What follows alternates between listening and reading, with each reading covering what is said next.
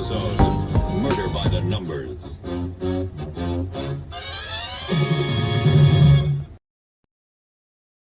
Hey, did you know that you could help support our future projects and let everyone know you're a fan of what we do? Check out our print-on-demand store. We have a tab here on YouTube. When you click on it, you can choose from a bunch of different items. We have shirts and posters and coffee mugs. Click on the one you like.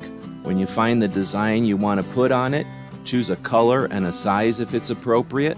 And when you purchase these items, a portion goes to help fund our future projects. We really do appreciate your support. You get some cool stuff. When you get that stuff, post pictures here and on other platforms, and we'll hook you up next time you order from our Gear website store. Thank you for your support of gunwebsites.com.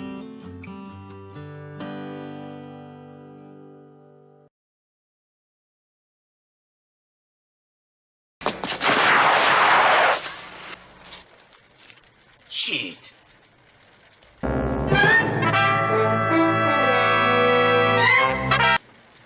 Ninja? Ninja! Ninja!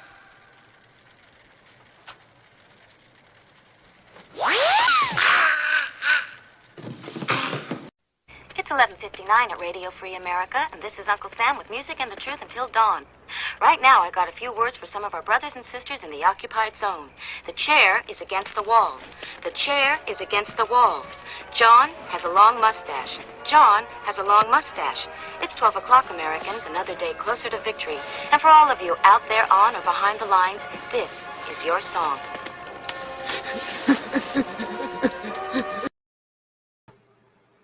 And welcome everybody to our Daily Gun Show. Come to you live every weeknight at midnight Eastern, and we talk about guns for about an hour. We do this every evening, every weeknight. The goal is to get some things accomplished. We're not just going live because we got nothing else to do. We're certainly not doing it for the money, and we're not doing it for the fame and fortune. Instead, I think there's a lot of things that the internet can offer, and we want to put some of that things that might be useful up there. And each day we attempt to do that with a different focus. On Mondays, it's motivation. On Tuesdays, it's the Second Amendment. Wednesdays, we'll do the tactical quiz, look at pop culture, guns in our society. And then on Thursdays, we take a look at travel and training, two important pieces that I'm a big fan of personally. And then on Friday, it's the industry, and we take a look back at what other people have done throughout the week that's focused on what our Second Amendment protects. And that's what we try to do with this show. And thanks to those who join us live. We record this in the middle of the night at midnight Eastern. It's 9 p.m. over on our side of the country. And by doing it now, we don't have many people quirking us or doing their shows during our time slot. And that gives us the opportunity to eventually turn this into a long format show. So if you'd like to be part of that whole thing, look down at the bottom of the screen. We're thanking our Patreons, the people that subscribe to what we do, make it possible for us to spend time on projects like this one. So I mentioned on Tuesdays, it's Second Amendment. So we take a look at a couple of different things on every single Tuesday. And that we do the show every week. That gives us 50 episodes per year to take a look at stuff. There's 50 states, works out pretty good that way. So we have a couple of resources out on the internet that have information about Second Amendment stuff, have information about gun shops and gun shows and firearms museums and events. We have a bunch of different websites. Then some of those sites, or at least one of the ways to take the information from those different projects would be to compile them into an accumulation based off of each state. So that's what we attempted to do with this project. And on Tuesday's shows, this season of the Daily Gun Show, what we're doing is going through this book and checking out what we have in store for each state. Now, I guess I forgot, over on the YouTube, we're going to let, if anybody shows up live tonight, they'll be voting, they'll be determining what state we'll be checking out next week. And I forgot to set that up.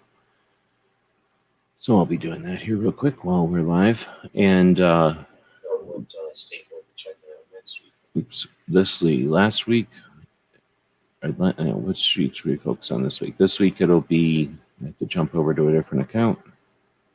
Tell you what, while I do that, I can already tell I'm going to need another slurp of coffee here. So why don't we have a quick commercial for a show that we do on Saturdays with our friends Tony and Clover.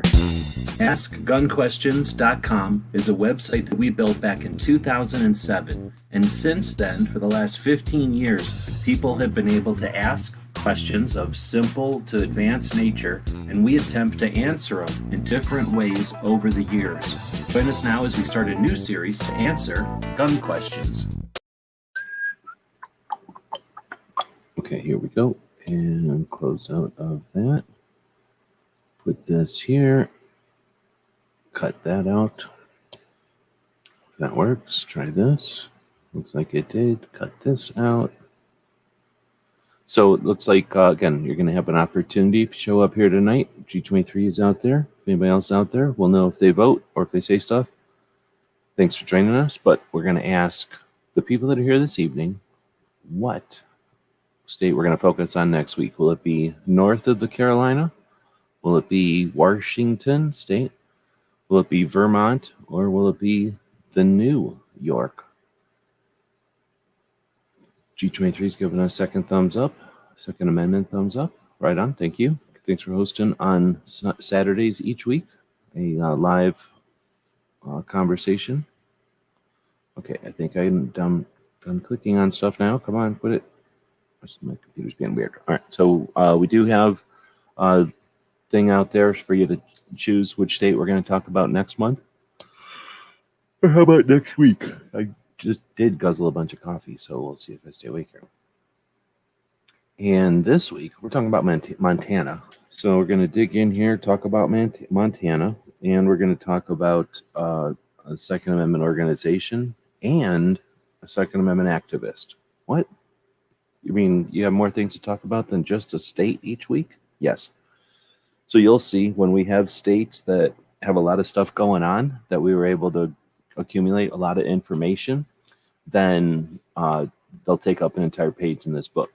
Some of the states only take up a portion of the page, the real estate on a page for this project. And in those cases, we have some other stuff we'll talk about. I suspect we're going to run into that today. Additionally, like I said, we talk about a Second Amendment activist that lets us talk about 50 of those each year. And then we'll talk about a organization. There's plenty of organizations out there. Tonight we're talking about Maryland Shall Issue. Took me a minute to remember. So we had an interview yesterday. We interviewed Kingpin from Maryland, and he picked Maryland Shall Issue for our organization and Guns and Barbecue as our activist. So, okay, we're going to dig in to the 50 States of 2A. It's a book that I put together in 2020. Thanks again to the Patreons down there that give us time to accumulate this stuff. Keep it up online on the different websites that are out there. The biggest one, the main one being Minuteman University. We take that information, accumulated it into this book in 2020, a couple years back, and that's what we're looking at here. One state per page, and we tried to accumulate all the information that we had in all our different projects, all our different research over the years for each of these states, and then put it together in a format so that once they're all together, that they can be hopefully useful and handy. Making it a small format like this, a small size book, makes it easy to keep on a shelf or nearby on a computer or something for having conversations or working on research. Hopefully have a lot of this information handy. I'm not a publisher or nothing, so doing all this, figuring it out, using the software, like figuring out how to use the software and get everything accomplished is part of the fun. So we do a lot of that stuff live. Tonight, in fact, I may be going live after this show. So if there's anybody that's interested, if you're awake in the middle of the night and want to be part of the after chat, or I might just go live, but I need to do a couple more of the bayonet things, and I might be able to sneak one in tonight. That's going live and doing the 3D rendering, 3D modeling stuff. So if anybody's interested in that tonight, but back in the day, back in 2020, I suspect that I said something similar and said, hey, I'll be working on the the 50 states of 2A again tonight. So I'll go in there and I'll, accumulate the information, put it on the page, lay it out, get it all figured out, print it 100 times wrong, and then eventually get it to where we got it like this.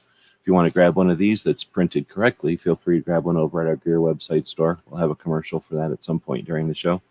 And you can tell this one's printed poorly because it misprinted, and that's why I use it as the example here, because it's getting kind of abused. All right, so Montana. Way we formatted this is to have the top of the page. We have when they were admitted into the Union. Most of the states, all but 9, have a state level Second Amendment, something like in their own state constitution that similar to a Second Amendment. Some consistent information. All the states have some kind of comparative consistent information. Just kind of rank them. And then just whatever information we were able to find about the organizations, the history, the activists, the industry, whenever we know that is from the state. Montana does have a lot, but it wasn't so much that it took up the whole page. So it looks like the rest of the page was filled with females and firearms. Yes, girls are allowed to shoot guns now. And we wrote down the names of the ones that are allowed to shoot guns right here. All right, so let's start at the top. We got Montana, and it came into the Union in November 8th of 1889. It was the 41st state. They finally got around to it.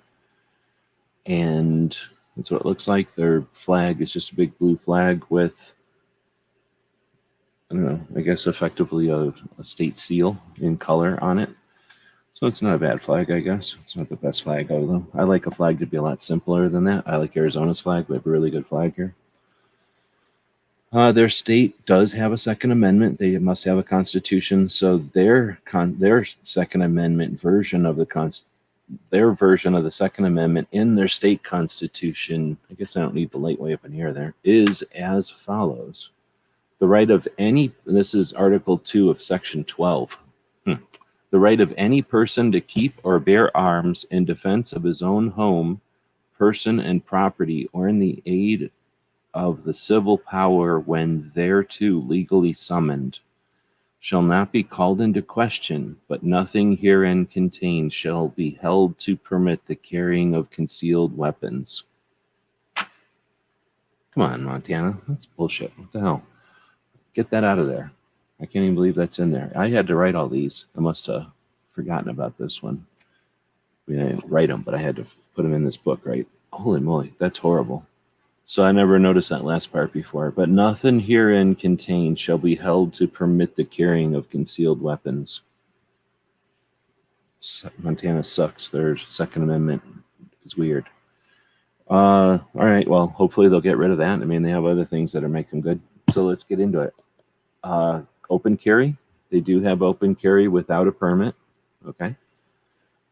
Sometimes states require you to have a concealed carry permit in order to open carry because that's an infringement they can create and no one challenges them on it yet. Then you got concealed carry. Since 1991, it's been shall issued with 50,000 permits issued. Now, one of the sections of this whole thing is a comparative of the number of CCW permits. But we can all know that 50,000 is on the very low end. I mean, that's very low. But Montana doesn't have that many people, so what do you expect? You would expect a lot of the people, I would think that a lot of the people in Montana would have concealed carry, but I guess not. So that was as of 2017, they had 50,000 permits. I really would like to update this. I was already thinking about updating it, but when you think about that, the data I had when I put this together in 20 was years old. This is really old data. And we've got a lot different scene with constitutional carry, right? So Montana, according to this, it says no constitutional carry. Is that accurate? I'm going to go over to Minuteman, the website where this all comes from, which is more updated than the print things, of course. We'll scroll down a little bit more down to constitutional carry. Yeah, they were number 18. So turns out Montana got constitutional carry 1 year after this was published in 2021 on February 18th, just after Utah, just before Iowa. 2021, we had Utah, Montana, Iowa, Tennessee, Texas. In 2021, 5 states came on board. In 2022, this year, Alabama, Ohio, Indiana, Georgia. We should be complaining real hard about that assault weapons ban. They should be quaking in their boots next time somebody comes up to them and says, oh, you know what, let's get after gun owners. I don't think DJ's out there, but let me grab a link to the call your senator's number.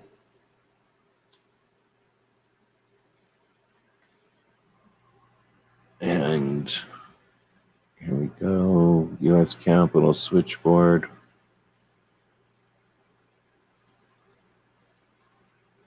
Can connect you. So just to say it is the Senate is 202-224-3121. So that's 202-224-3121. And worth making a call. There's no excuse for them to think that they can drop an assault weapons ban on the world at a time like 2022. It's ridiculous. Even if it was there's no excuse for an assault weapons ban, but to put it out, to try to weasel it in, to try to abuse the stress and the situation, to sneak it in, there should be consequences for that. And the only way to create consequences is to create consequences. You can't just expect consequences. They're not given to us. So figure I'd put the number out there. 202. I guess I could put it on the screen too. 202-224-3121. You can think of it like this. 202-2, right? That's easy to remember. 2022, that's the year. 202-2, and then just think 24-31-21. 24-31-21. There's some cool way to come up with a way to remember that too. But whatever. So Montana has constitutional carry. As of the writing of this, I had not put it in there yet. Suppressors for hunting. I got NA in here, but I'm going to go double check. Just because there is quite a bit of work being done on suppressors. Hunting with suppressors. I'm glad I looked because in 2015, they became the 35th state. So I don't know why I didn't have that in here, but suppressors for hunting, okay, in Montana. This is an error. State firearm, as far as I am aware, they do not have a state firearm, which is sad. So what do you think the state firearm for Montana should be? Let's see, the next is Second Amendment and sanctuaries. So they've got a unique situation, a little unique situation going on there. First off, let's just recognize that the Montana Firearms Freedom Act from 2009 is unique, and it is unprecedented, and it is singular. So just like Vermont and like Alaska for a long time being, kind of stepping aside and doing different things than the rest of the country, Montana creating a Firearms Freedom Act in 2009 was pretty awesome. And considering that happened at a time when it didn't need to happen, there was nothing going on, just amazing that Montana was so woke as to come up with that. Did it lead the way? Yeah, of course it led the way. It was first, and every single other thing that happened happened after it. So of course it influenced everything that happened. And whether or not it stayed or it was perfect, it was the first one of its kind. And hopefully we'll continue to see it continue, or that element continue. Otherwise, I don't have anything for sanctuaries, Second Amendment sanctuaries there, other than the Montana Freedom Law. So either I forgot to put it in there, or they don't have any sanctuary counties or cities, which seems kind of odd. So I'd have to go check out,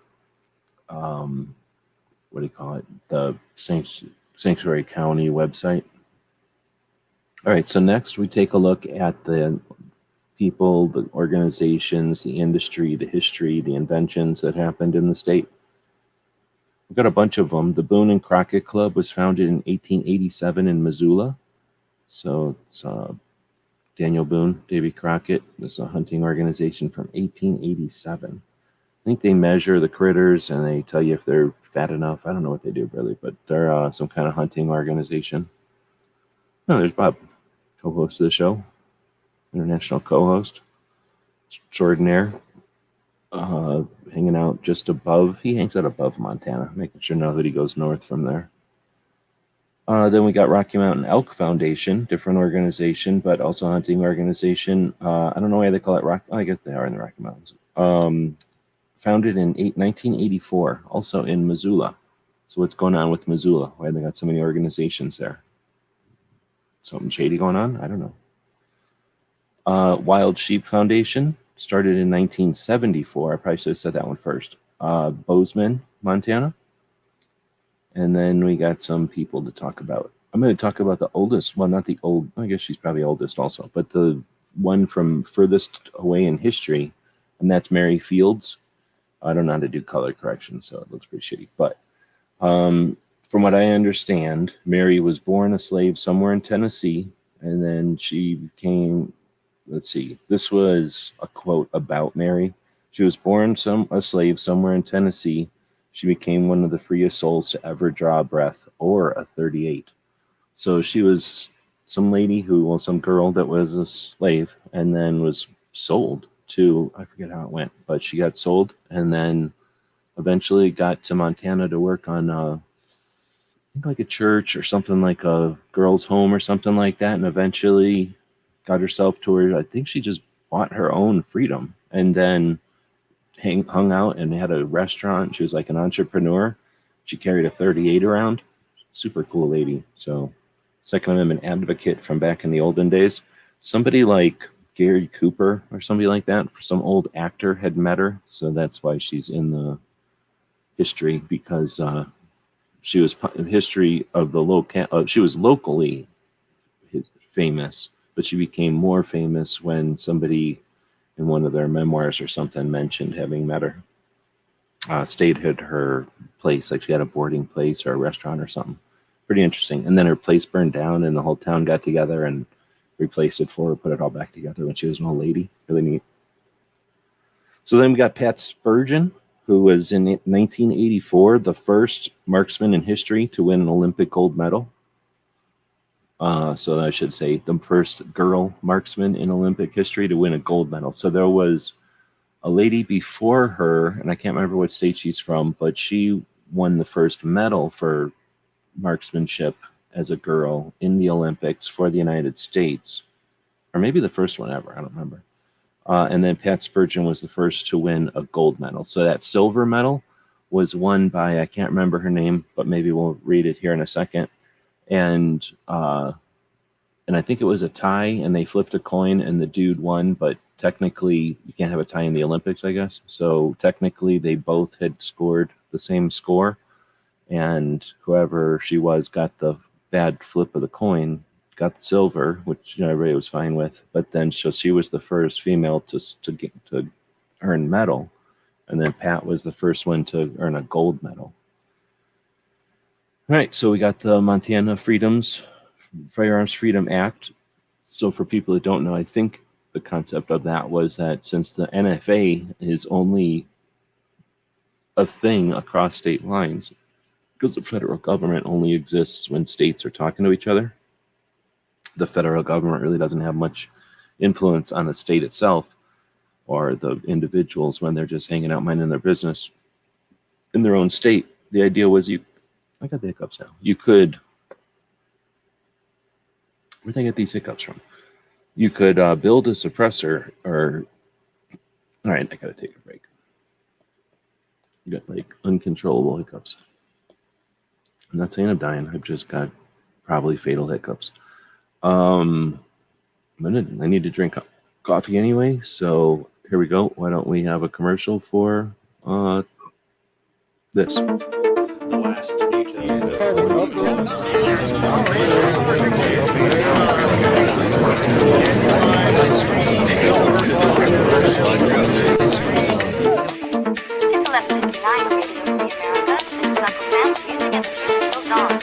Right now, I've got a few words for some of my brothers and sisters in the occupied zone. The chair against the wall. The chair against the wall. John has a long mustache. John has a long mustache. It's called a possibility. Another day closer to victory. And for all of you out there on and behind the lines, this is your song. Thanks to Foss for making that on Friday. Oh, I still got them. On Fridays, we do the weekly wrap up. I almost drank coffee that entire time nonstop. You would think that would kill hiccups. Oh, man. All right.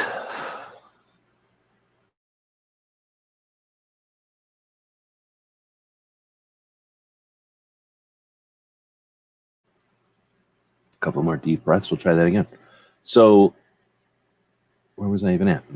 Montana Firearms Freedom Act. Man, where am I getting these hiccups from? Got a voodoo curse on me. That's messed up. Somebody put a voodoo curse on me. There's no need for these. There's no call for them. I wasn't doing calisthenics. Come on.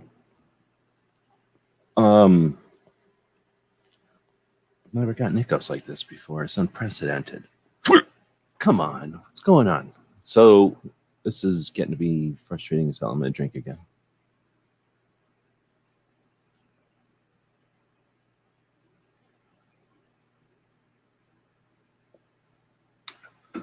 It's trending now to use that audio to put a cool hiccup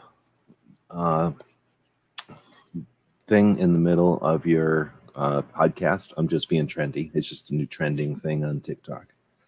All right, maybe I killed him. Let's just assume it did. So the Firearms Freedom Act was supposed to be a deal where if you would build something that was affected by the NFA inside your own state, tumor? Yeah, seriously. Pinch your upper lip. Dang it, now they're gone. I would have tried that. I didn't know it was a thing.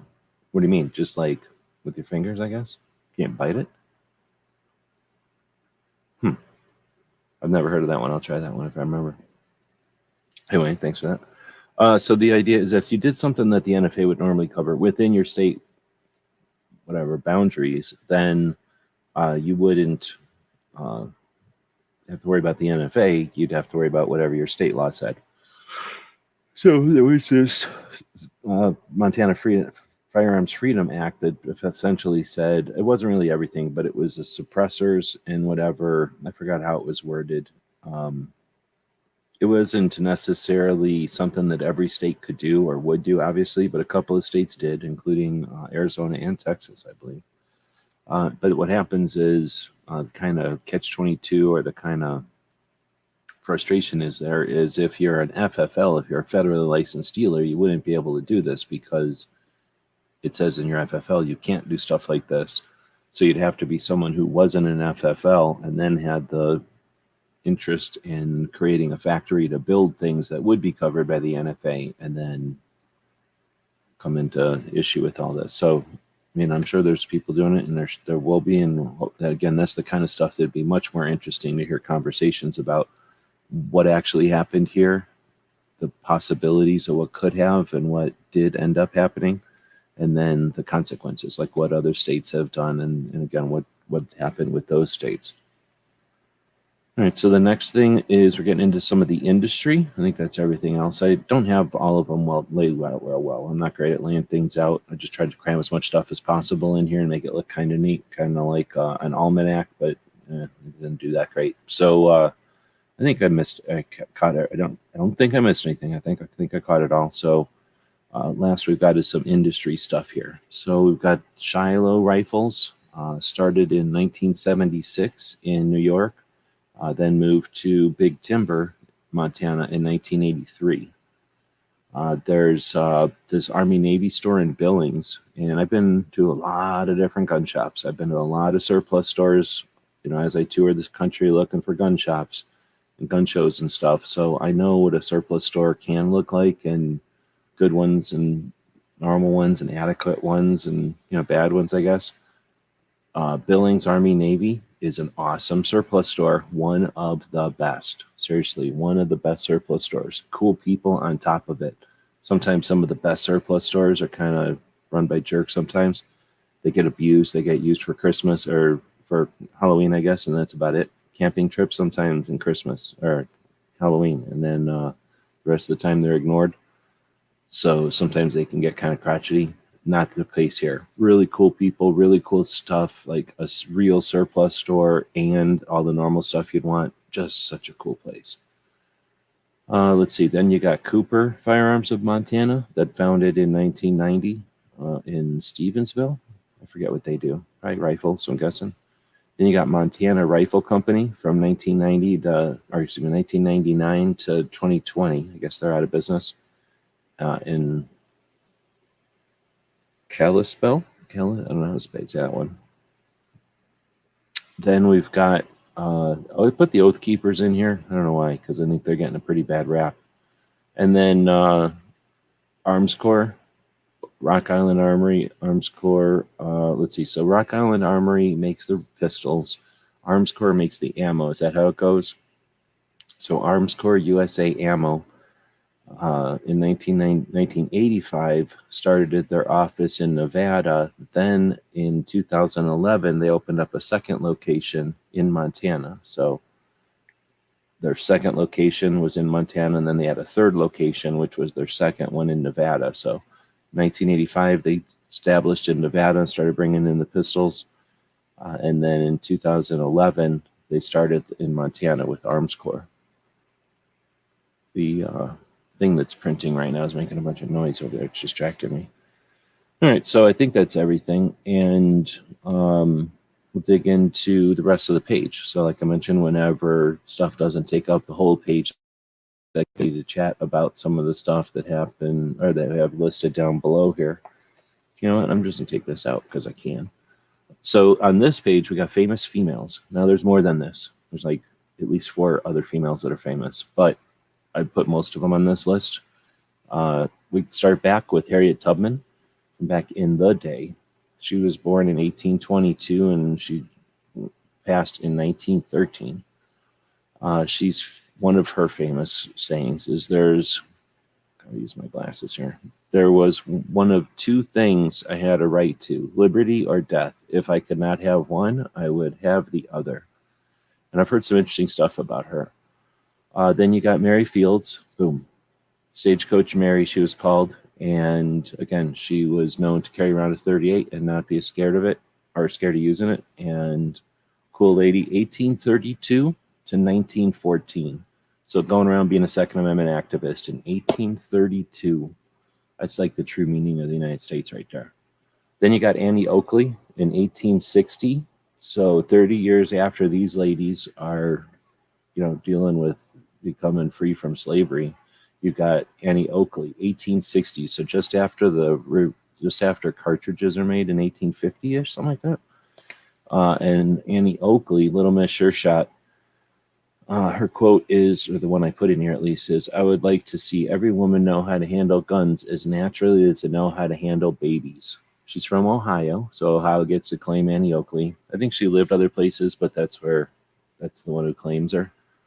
So Annie Oakley's pretty awesome. She was like a massive superstar. So we talk about pop culture on Wednesdays on this show. One of the reasons is because guns and pop culture are hand in hand, literally. And pop culture affects us all the damn time because of the narratives about guns are either intentionally or unintentionally messed with. They screw with those, like the fiction of guns gets intertwined with the legality of guns. It's an interesting thing going on there. You also have a lot of misreporting, I guess. Anyhow, Annie Oakley started off back in the day, Wild Bill, what's his name? Wild Bill's Wild West show, and being a shootist, a exhibition shooter. So later on, somebody goes, "Hey, I wonder if the horse's feet leave the ground all the time when it's running." And somebody's like, "Yes, they do." Somebody else is like, "No, they don't. There's always a foot on the ground." Somebody said, "Well, what if we take this new technology of the camera, the photograph, and we put a whole bunch of photographs on a stick, and we put that stick like horizontal to the ground, and then we have a horse run over here, and then we take a bunch of pictures in a sequence as that horse is running, and we'll have a picture every so often as that horse is running, And we can look at all those pictures and we'll know if that horse ever touched the ground, ever left the ground with all its feet. And they all went, sure, let's do that bet. And they did that, right? And then they went, oh shit, if you'd make this, if you go like this, then, right? Make like a flip book of all those pictures that made the horse run. And they're like, oh shit, no one's ever done that before. We never figured that out. And then guess what? Movies happened. And that happened in California. What is that? Stanford, California. And now we have movies, right? So why am I talking about that?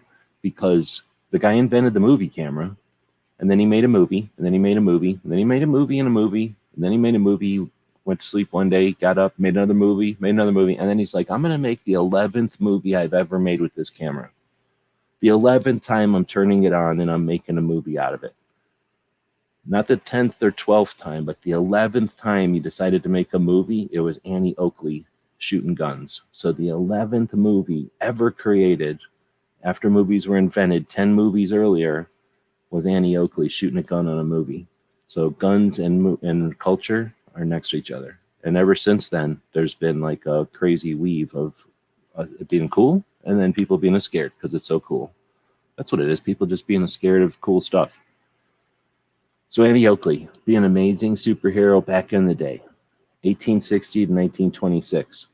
She taught a ton of ladies how to shoot. So empowering ladies, all of our grandmas and great grandmas and whatever it would be for everybody, how to shoot. Also, just how to be ladies that ended up running this country, right? Then you got Lillian Smith. She was a little bit younger. She was 1871. So she was like 10 years, 11 years younger than Annie Oakley, but she basically doing the same thing. So she was running around being an exhibition shooter in Buffalo Bill's Wild West show. But when she was like 15 years old, and she kind of gave Annie Oakley a run for her money, and then eventually I think took over when Annie Oakley got sick of hanging out with Buffalo Bill. I think that's how it went down. They should make more movies about Annie Oakley for damn sure.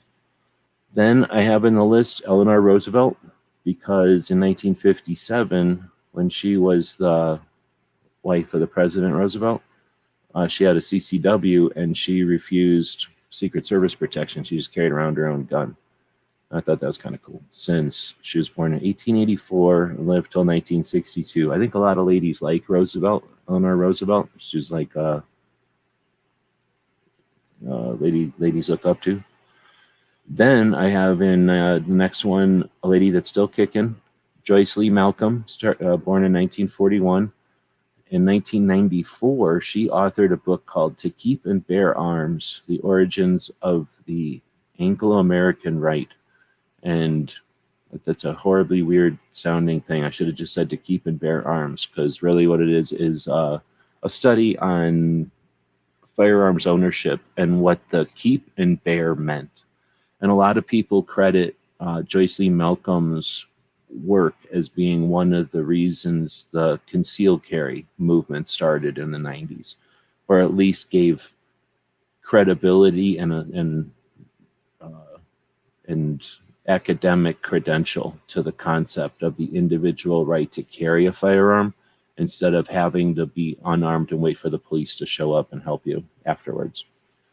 Then you got Margaret Thompson Murdoch, who was the first lady who I talked about, who was the first markswoman to win an Olympic medal. That would have been in 1976. And then Pat Spurgeon comes along in 1984 and wins the first gold medal. In between, you've got Susanna Hupp, who unfortunately had the incident at the Luby's cafeteria place in Texas. And as a consequence, she lost her parents, but she had brought the concept of disarming good people to light and went to the Texas House as a representative for 11 years, from 1996 to 2007. So she also is an author and is, again, one of the instances that created the concealed carry awareness awakening and then eventually the movement. I only had limited space here, so I ended it with Diana Mueller. I could have just as easily put in another handful of ladies that are out there kicking right now. But in 2015, of course, Diana Mueller started the DC project. Now, before that, she was a police officer in Tulsa, Oklahoma for 23 years. So that's, worthy of thank you by itself. And then she's a competition shooter at a professional level, like a professional competition shooter, sponsored team shooter type of thing. But in addition to just doing that and everything that entails, doing it well, she's runs the Ambassador Academy, which is essentially a school to let up and coming folks, kids, people in the shooting sports industry / competition field become better ambassadors for their sponsors and for the community. So she incorporates activism in that. And of course, the DC project is a big part of her situation. So that Ambassador Academy is also an opportunity to uptrain and give skill building to the ladies of the DC project. And we saw last week that they're able to put that into effect effectively very well. All right, so that's Montana and some famous females from the 50 States of 2A, which is a book that if anybody wants to buy it, you can go buy it. Eventually, once I figure out Amazon, you'll be able to buy fancy published copy. Till then, you get yourself a copy that I print in that printer that's sitting right over there. You might be able to see it, maybe not, underneath of that stuff right there. That's the printer we're printing them on. So everything you purchase from the store goes to paying our bills here so that we can continue to focus on things that matter versus having to default to the shit that pays the bills. Because I could easily talk about boobs or movies or something stupid and I could make a lot more money. And eventually they'll have to do that if it doesn't work out. But till then, thanks to the people that support what we're doing through that Patreon project or people that purchase stuff at our Gear website store. All right, so then Bob is saying, Eleanor was not a good-looking lady by modern standards. I think back in the day, there was more of that England type of situation going on because there wasn't the brainwashing of all people are supposed to look like this, which started from the nephew of what's-his-face. So that's an interesting story. It turns out that the people who started all that bullshit, the whole like, oh, here, you should throw away everything and buy it again, that whole thing is what created the whole like modern, oh, you should wear makeup because you're ugly type of stuff. And the people who created all that, their descendants run Netflix. Dun, dun, dun. People don't go away. They just, buy more stuff and become different. So, yeah, definitely not by modern standards, but perhaps, depending on where you live, differently. And plus, I don't know. But when you say modern, I would say by maybe in the 90s, but I think that nowadays in the 2020s, there's less of a norm for beauty. I think there's a lot more diversity in what people find attractive. So I don't know if Eleanor Roosevelt is in there, but you know what I'm saying? Like, I think there's some mix there, but I definitely think like, isn't it England that they look at people differently? Like they have a different thing for beauty over there. So I get the idea that she'd be like, if she was hanging out with the Queen, people would be like, yeah, right on. But that was also a long time ago. And again, we're brainwashed nowadays by all kinds of reasons, all kinds of influences. Anyhow, so what else are we talking about tonight? Yesterday, we had a conversation with Kingpin, and I'm going to start doing this, I think, letting the Monday guests choose the activist and the organization if they feel like it.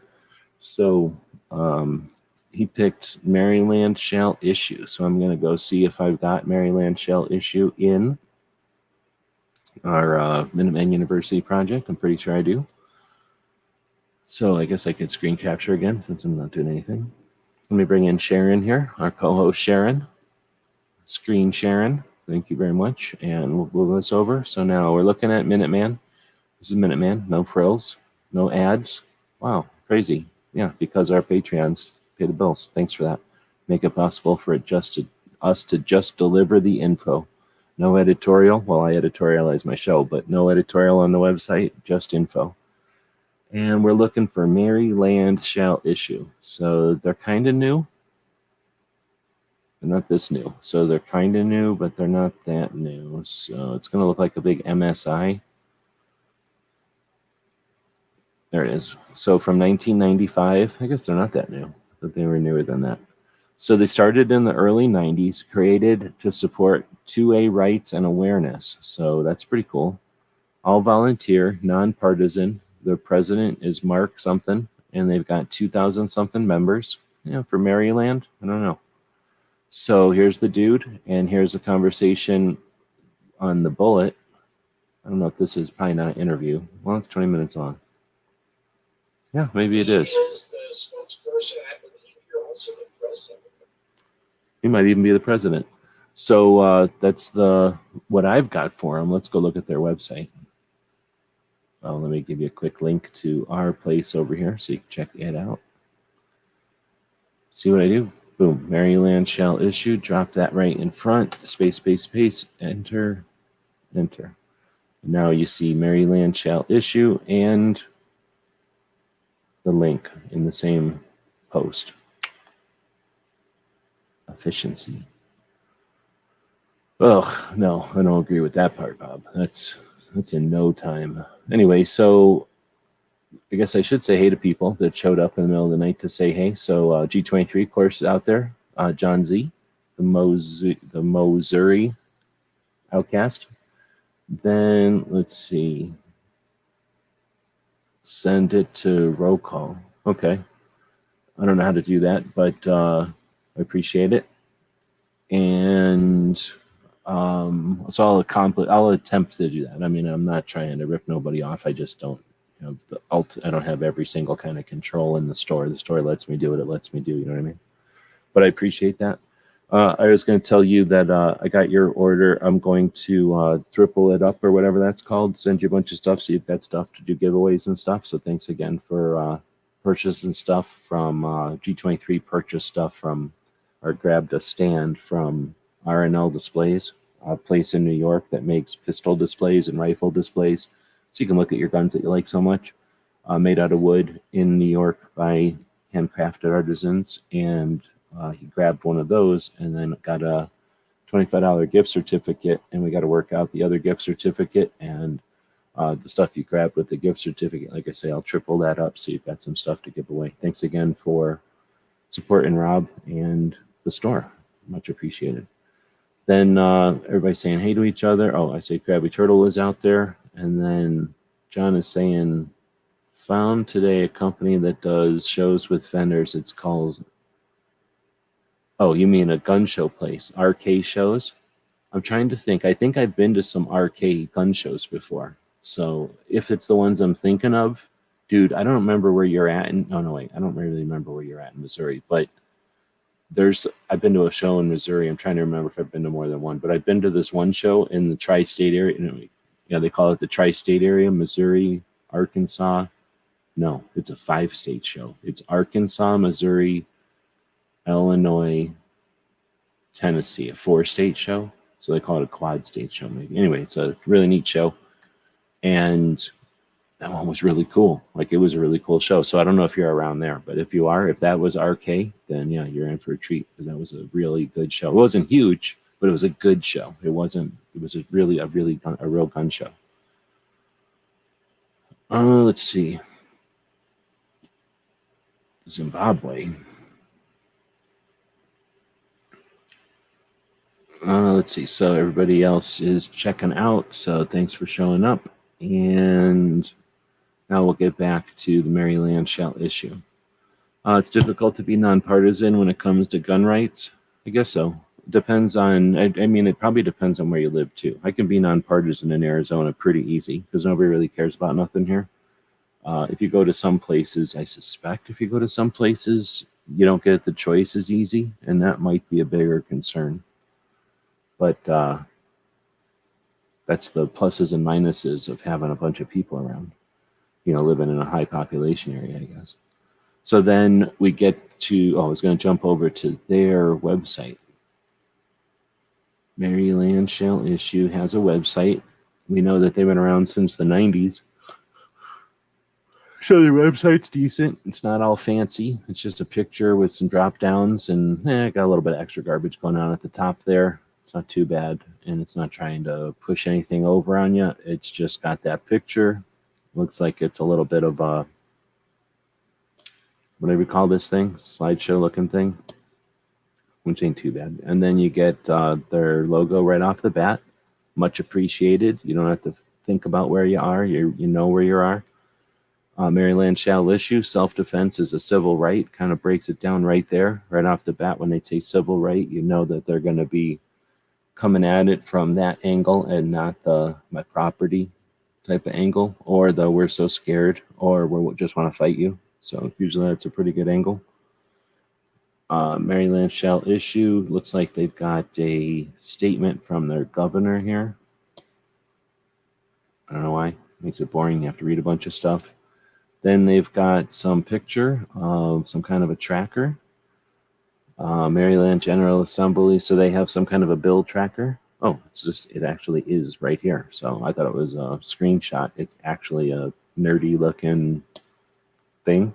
It's handy. Just looks kind of nerdy right off the bat, but that's kudos to them. This is well coded. So this is a real page. So he knows what they're doing. So any kind of layout or issues I might have, I'll shut up about because they're putting a lot of effort into this. Now it says it's made by this thing down here, so they might be paying a bunch of money for it. I don't know, but it seems effective. They got a bunch of stuff right on the main page. You don't have to go dig around for it, and it's interesting enough that a new person's still gonna have something to move their eyes around on. As far as what they've done, do they have something like, our accomplishments?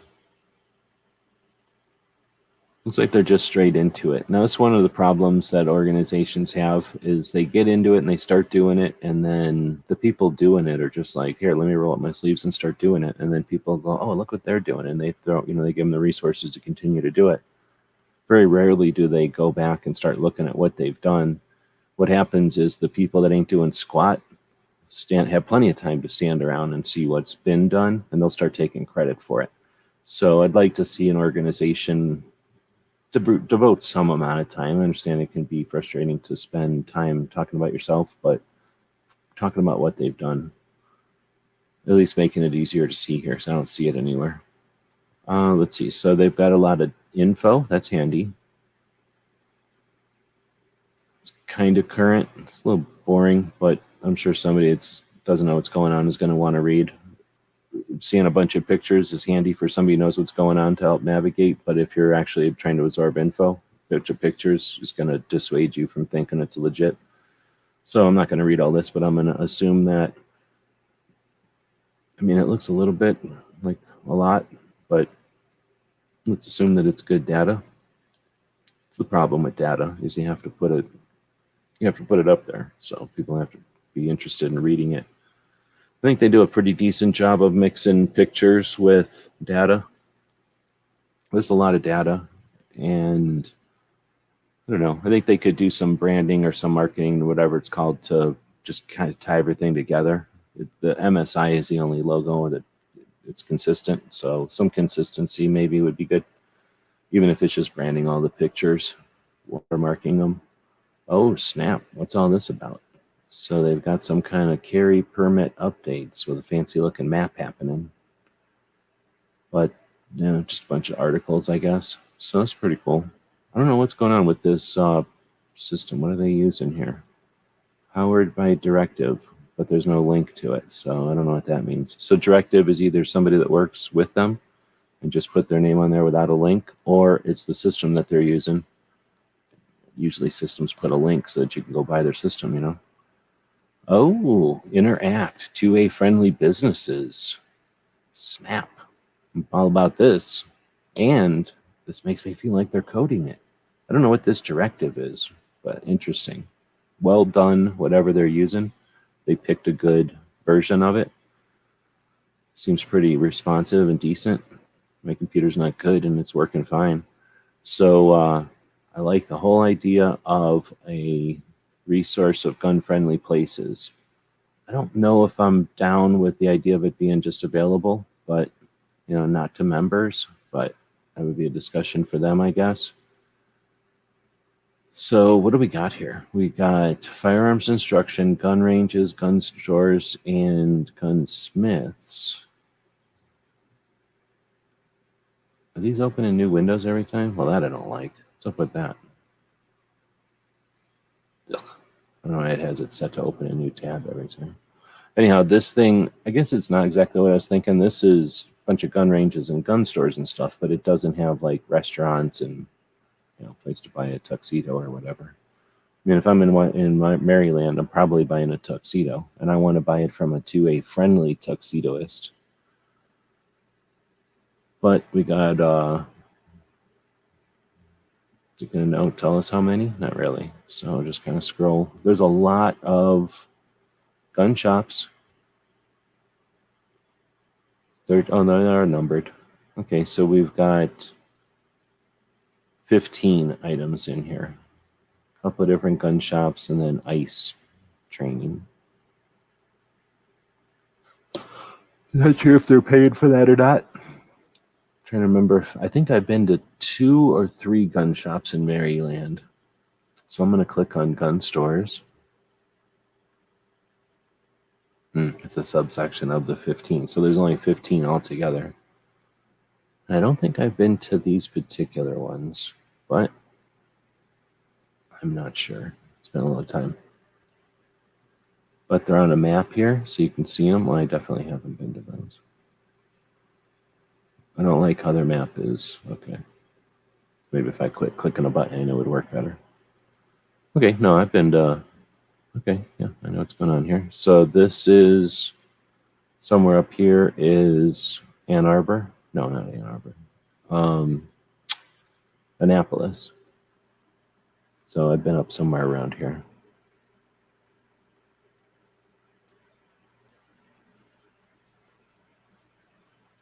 Alright, so then you got some interactive stuff there with that. That's nice. We got podcast. What's up with that? Good and Substantial MSI podcast. Discuss things related to Marylanders' rights. I'm almost positive that occasionally, whatever Makojo's called now, Krabby Turtle, would say that he's listening to the MSI podcast. So this must be what he's talking about. So there must only be 3 of them, so they must have just started. So that's kind of cool. So they're going to go over and check out. And Mr. Pennick, you have some rebuttal time. Thank you, Your Honor. I think the state is failing to understand the legal cognizable interest here. This is not. Okay, so they're not farting around. It looks like it's all just plain old talking about nerdy 2A stuff, which is kind of neat. 3 episodes and no dates on it. That's the problem. So I can't tell when they actually went up. I guess I could look on Apple Podcasts, see what happens. Okay, 2020, 2020, and 2020. So maybe these didn't just go up. Or maybe these just went up in 2020. Oops, but they post their new ones on YouTube or something like that. That could be. But their website seems pretty up to date. All right, let's see what it costs to join. Maryland shall issue.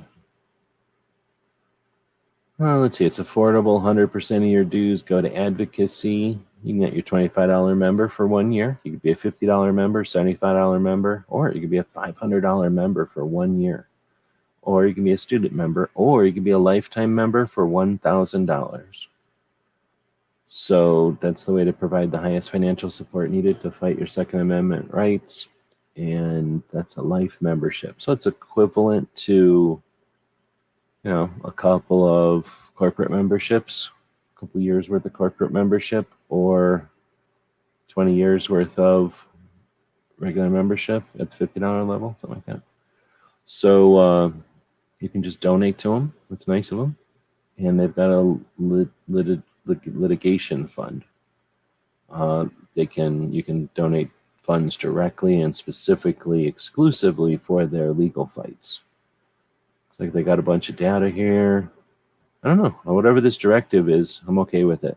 And at least on this glance of it, it looks like a pretty solid thing. I don't know if anybody's ever tried to use or dealt with MSI, Maryland shall issue, but I'm a big fan so far. So from what I understand, they do good stuff. And that was our thing for the day, our organization for the day. I don't remember if I think I did put the link for it. No, all I did is put the link over on Minuteman, so I'll put another one here. Bob's taking off. Have a good one. Bob's got a real problem with Maryland, so he doesn't really want to sit through listening to this much talk about Maryland. There we go. Boom. So next we're talking about guns and barbecue. I'll need a screen share, I guess. Barbecue is a dude in Pennsylvania who hit the scene a while back now, a couple years back, and I don't know, a year or more ago, decided to start doing shows on the regular, and move from just a couple of shows here and there to shows on the regular to multiple projects on the regular. Brought in DJ to help him out, and they ended up running a pretty consistent show with just a couple of path changes throughout the run. And I guess it's over now. And then for a bit there, he did the 2A Women Wednesday, where he invited ladies in from the Second Amendment realm and interviewed them on a fairly regular basis on Wednesdays. And I think you could see from that, I don't know, people paying attention to that could see the appreciation from the ladies when they would be invited to have a conversation about them and their projects. So did a great job with that. And we'll see if he continues to work on that. And otherwise, he's been active in a lot of the other projects that are out there. So a lot of people come in and drop their projects down and walk away, and drop their opinions down and walk away. And then there's a bunch of people that'll do, just participate in multiple ways. And that's one of the things that barbecue's been able to do. And I think, at least in my opinion, I don't know, I don't get inspired the same way, and I don't, stay inspired the same way as other people, obviously, but it seems inspirational that he would spend the time he chooses to spend on things like Second Amendment advocacy and appreciating those folks that are getting jobs done instead of following recipes. So I don't know. I think most of the people that are listening to this know barbecue because he hung out on this show for a long time before they ditched out to rip off this show earlier in the day. And then of course through the lawsuits and the back and forth through the headlines and all the back and forths that we had through the lawyers and stuff. But aside from that, I think a lot of people knew him from his show. So I'm assuming people know who we're talking about. But if you don't, it's Guns N Barbecue over on the YouTubes, and I believe he's on all the platforms. Really, seems like he uses the Facebook so much. He's using the YouTube the most. Although I have no idea if he's using Facebook. He never really talks about it. He might be using Facebook all the time, for all I know. But he doesn't use the Instagram too much. And again, we're talking about somebody who I think everybody knows. So we'll put a link to Barbecue's show in here. And we'll have a link to Barbecue and the Maryland Shall issue in the description of the video. I am about at an hour and nobody's saying anything anymore. Guns and Water saying goodnight to Biker Bob, and he took off. But otherwise, I think we might have run everybody into the wee hours of the evening.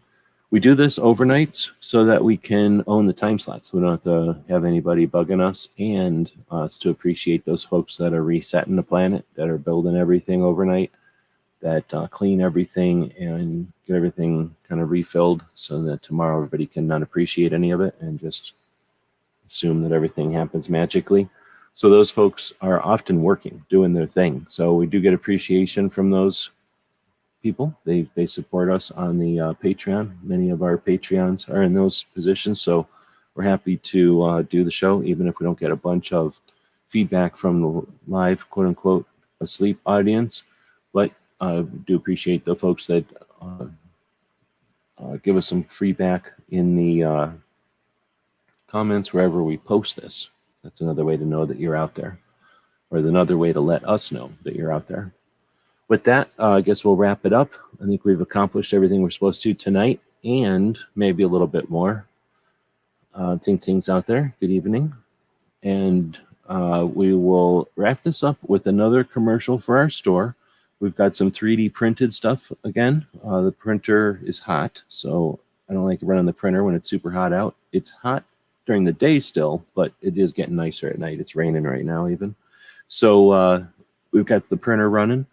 Been working on some, what do you call them? Bayonet 3D prints. So those will be available in the store soon. And if you're interested in grabbing stuff to help promote or help to support what we're doing here and get in on maybe something we're going to be working on here for people that want to paint some of the 3D printed stuff, because these things look kind of neat, but I bet you they could look pretty cool in real color. Right now they're just solid black. We'll be poking around with that a little bit. So since I got this done within an hour, I might go live here, or not live, but I don't know, I might go live depending on how many people show up or not. But if you're interested in an off-air, let me know. If you're interested in another live thing, let me know. I do have some time, and I'm going to sneak some time in here. And I do have a couple more bayonets I need to make in 3D. And hopefully, well, the last one I did took 2 hours, but it had a lot of detail to it that I didn't expect. So this next one should be pretty straightforward. It should be just about an hour. But anyway, if you're interested, I know a lot of people have checked out for the evening. But if you're interested in an off-air or another live one, let me know. While it's middle of the night for a lot of people, it's not even 10:30 here. So I am going to end this one. I'll say thanks again to the folks out there, Guns and Water, Ting Ting, and I think everybody else went to sleep. But we'll be back tomorrow with, we're having a tactical quiz on Wednesdays. So be an interesting one again tomorrow. Guns in the movies. So we like to occasionally, what do you mean? A regular bayonet or one of the printed ones? The printed ones I got all over the place. The real ones are all way like in another place, like in another thing underneath the place in a thing. So they're a little bit more of a pain to get to.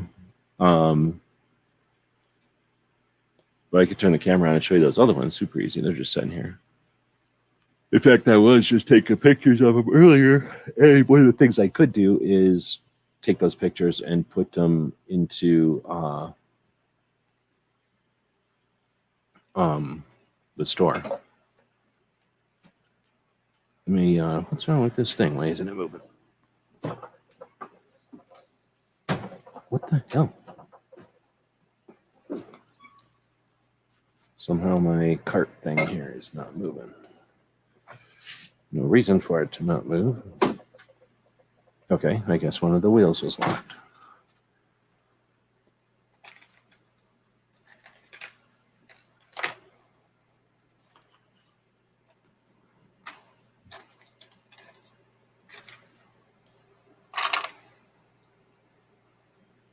I think I have all 4 of them here.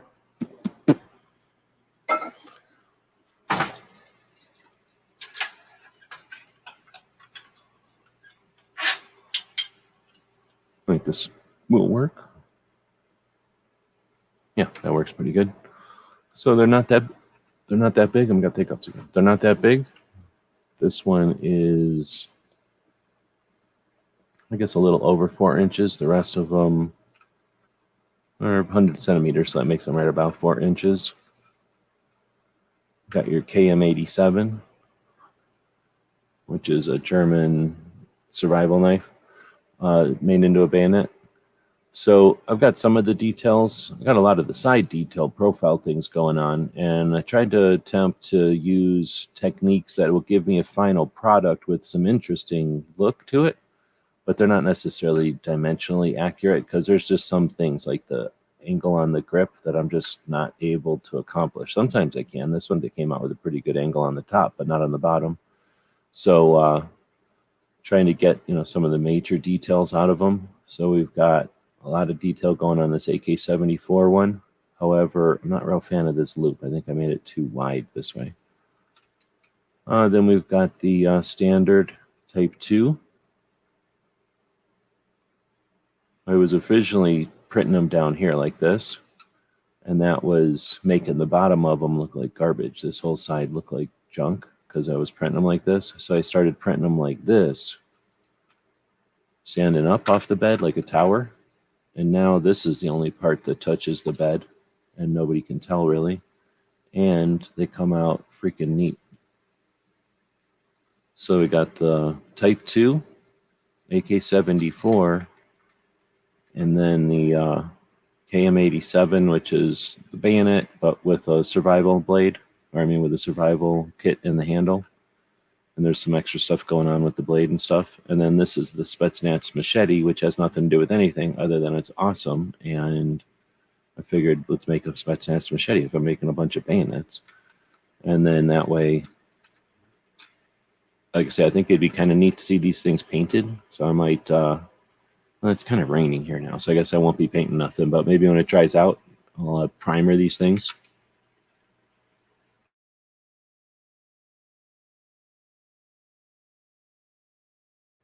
All right, had a sneezing fit. Hiccuping and sneezing all night. What's going on? So anyhow, like I say, this would be neat to see printed. They're not necessarily letter openers. They're not sharp or anything. You know, I'm just making them into little things to look at or whatever. Maybe, I don't know. I mean, they're 3D prints, so I could zoom them down and make them the size of, I mean, I guess I could make them the size of Legos, but I could make them the size of like G.I. Joe's things or something. Or I don't know what size this would be. I think these are probably a little bit too big to fit on a ghost, or what are those things called? Goat gun, but I could scale it up and down easy enough to fit on a goat gun.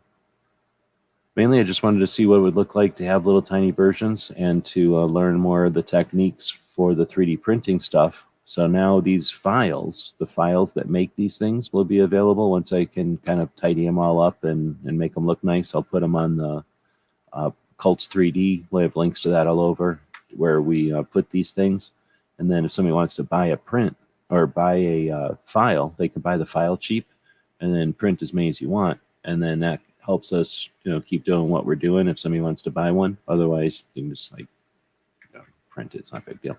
But otherwise, if they want to buy a printed one, we'll have those in the store. So this one takes a couple hours. These take a little bit over an hour to print, depending on the detail and how much time it takes. But they don't take a lot of plastic, and you know, an hour isn't a very long time for a print. So we'll be putting some of these on the store and just having a little fun as we learn how to continue to learn the software.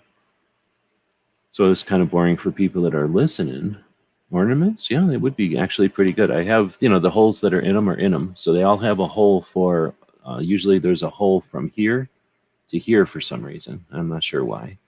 And that little detail, I guess I didn't put it in all of them, but I could, I guess. But anyhow, there's holes in most of them, so they could easily have little wire dealing and make them into hangers. I never thought about that. There must be somebody out there that wants a bunch of bayonets as hangers or as ornaments. So yeah, maybe I'll think about that. So I've been thinking about how to paint them. You know, I might be able to just dip them into a thing of silver paint or something, if that works, and then dip them into a thing of orange paint, and then dip them into a thing of black paint. Do it relatively quick, maybe. I don't know. Maybe it won't work like that. Anyway, it's a neat thing to play with. And like I say, I need to get the one on this side of it. Well, actually, two more on this side of it. The first AKM Type 1 and then the AK-47. That'll be the majority. This one didn't need to exist, and this one I just did for fun because I like it.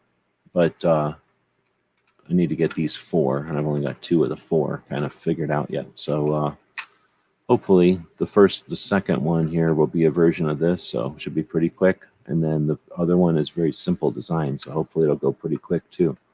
This one probably took the least amount of time to create the 3D render of, even though it takes the longest time to print. But it takes the longest time to print because it's just a little bit bigger, so there's just more stuff in it. It takes longer to put the stuff down. All right, there we go again. That's the 3D print project in process. Do we have a poll going? We did. I almost forgot about the poll. So it looks as though with 13 votes, thank you very much. I I guess I can flip back, make it Sharon back over here. Sharon, please wake up, come back. Thank you. And boom, North Carolina, 38%.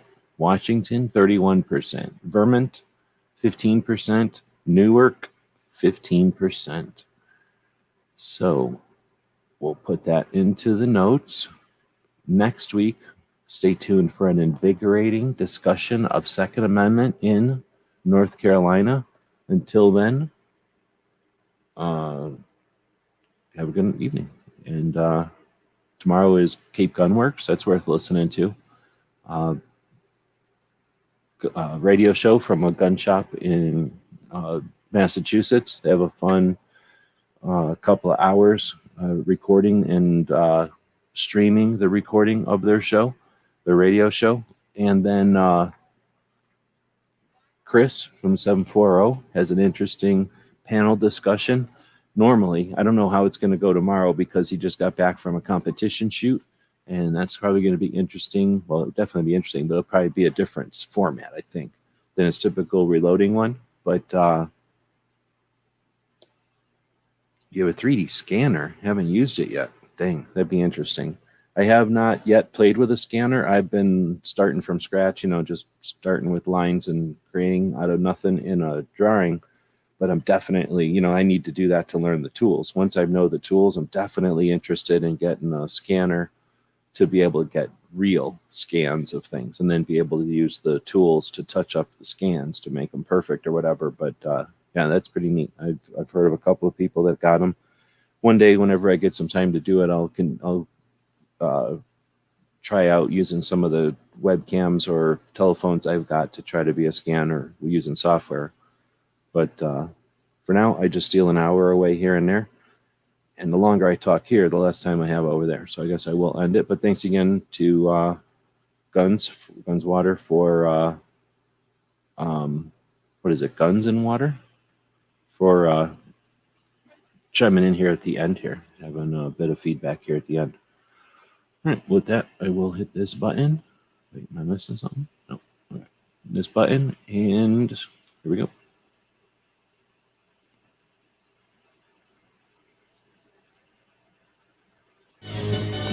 Tonight's episode, The Endangered Species. GearWebsites.com is your source for firearms-based playing cards and books. We also have mugs, shirts, and posters with designs that we've made live. Of course, we have patches. Every Friday is Free Patch Friday. We appreciate your support. Thank you for shopping at GearWebsites.com.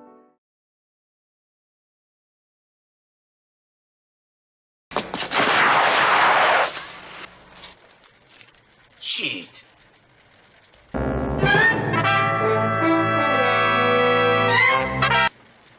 Ninja? Ninja! Ninja!